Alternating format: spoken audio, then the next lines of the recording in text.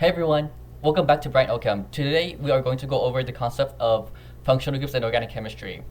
So functional groups are groups of atoms that are arranged in a specific order that arranges them into a specific group called a functional group.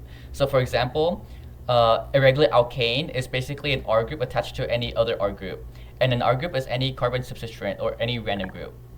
And a substituent, name of that is an alkyl, here in gray, and an alkene here is a carbon double bonded to another carbon. So basically, functional groups are terminology to describe a group of atoms. For example, an alkyne represents a carbon triple bonded to another carbon. And the name underneath in gray are the substituent names. And we will talk more about the substituent names later when we talk about nomenclature. So here we have a benzene ring where we have a six-membered ring that have alternating double bonds. And another way to dictate or depict this alternating double bonds is this circle in the middle here.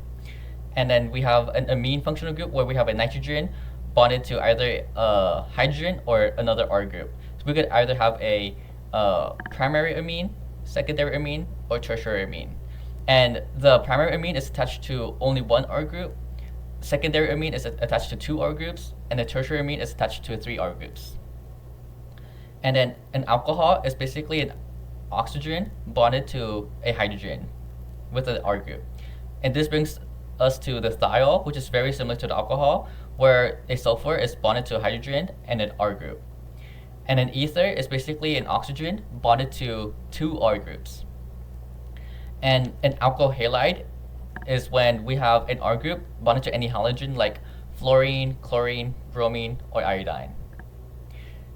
So now let's talk about the carbonyls, where we have carbons double bonded to oxygens. So these are the carbonyl land over here. And aldehyde is basically a carbonyl bonded to a hydrogen with an R group.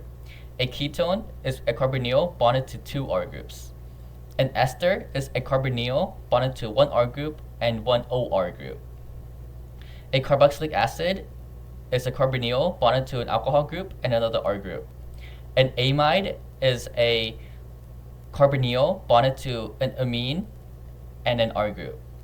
So the way I memorize these functional groups is that I used Quizlet and I put these into flashcards, and I used the game Gravity to memorize these functional groups. So now let's move on to the practice problems.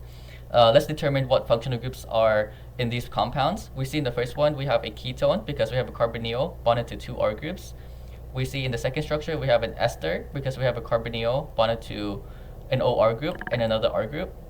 In the third compound we have an ether because we have an oxygen bonded to two R groups.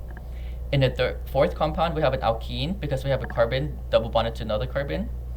And then in the last compound, we have a carboxylic acid because we have a carbonyl bonded to an alcohol and an R group. That's it for today's video. If you enjoyed this video, please leave a like and share and subscribe.